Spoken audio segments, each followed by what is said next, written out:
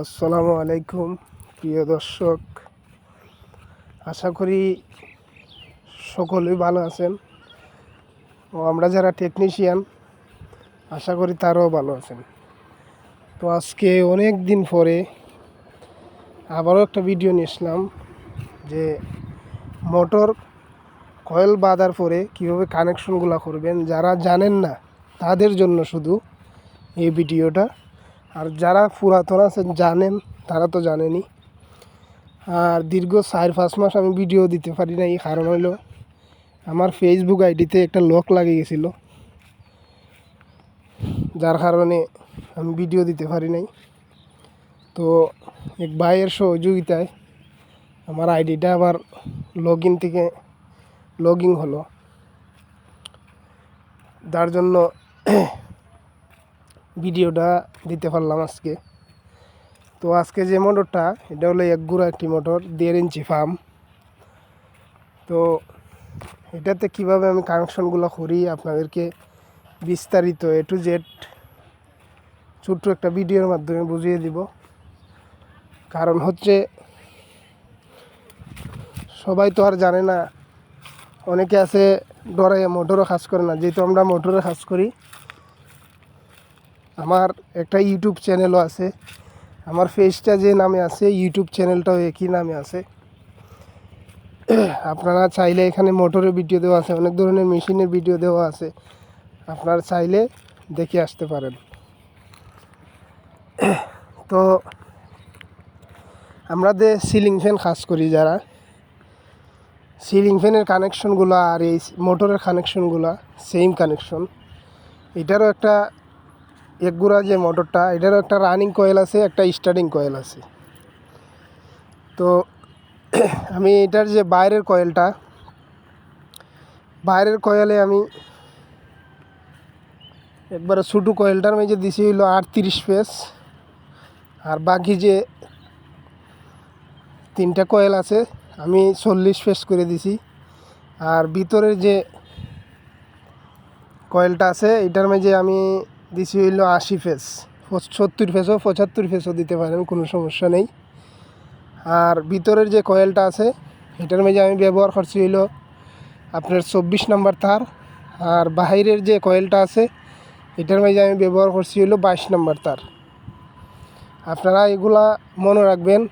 আর একটা বিষয় হলো যে একগুড়া যে 1 ইঞ্চি ডেলিভারির যে মোটরগুলো আছে, একটা মোটর একভাবে বাঁধন লাগে।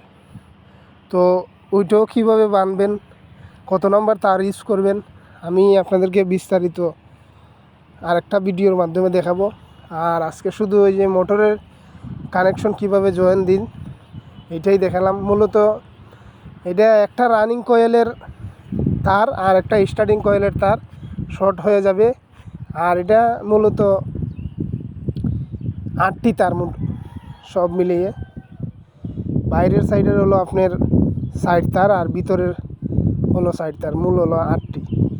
তা 8টির থেকে আপনি শর্ট দিয়ে কেমন 3টা করবেন এই ভিডিওটা দেখলেই বুঝতে পারবেন। এই যে আমি কালো তারটা দিলাম, ওইটা আপনার ভিতরের এক কয়েলের একটি তার আর বাহিরের একটা কয়েলের একটি তার। তো এটা মূলত ওই যে কালো তারটা, এটা তো মূলত আপনার আর্থিংও ব্যবহার করতে পারবেন, আবার ডাইরেক্ট কারেন্টও ইউজ করতে পারবেন, কোনো সমস্যা নেই। আর যে 2টা তার বার হইতেছে আমি আপনাদেরকে দেখাচ্ছি। এখান থেকে মূলত স্টার্টিং রানিং বাইরে ওই 2টা তার ক্যাপাসিটারের মাধ্যমে যাবে। ক্যাপাসিটারের মাধ্যমে যাওয়ার পরে আপনার মোটরটা কীভাবে চালু করবেন এটাই দেখাবো।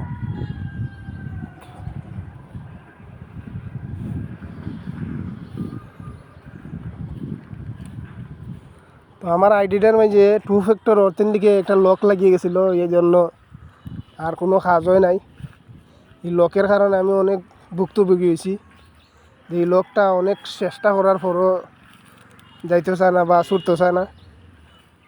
তো যারা জানে যে 2 ফ্যাক্টর কী জিনিস, আমি আমার ভুলের কারণে, যে আমার আগের মোবাইলটা চুরে নিয়ে গেছিলো, ওই যার কারণে আমি ওইটাতে আইডিটা বয়ের কারণে 2 ফ্যাক্টর লাগাই রাখছিলাম।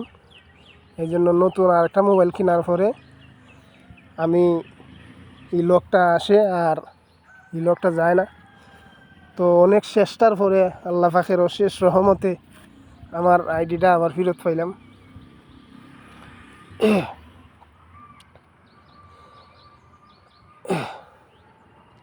তো আমি খালা তারটা এই দিক দিয়ে মোটরের যে কানেকশনটা এই দিক দিয়ে নিয়ে গেলাম। ওই যে নীল একটা তার আমি বার করলাম।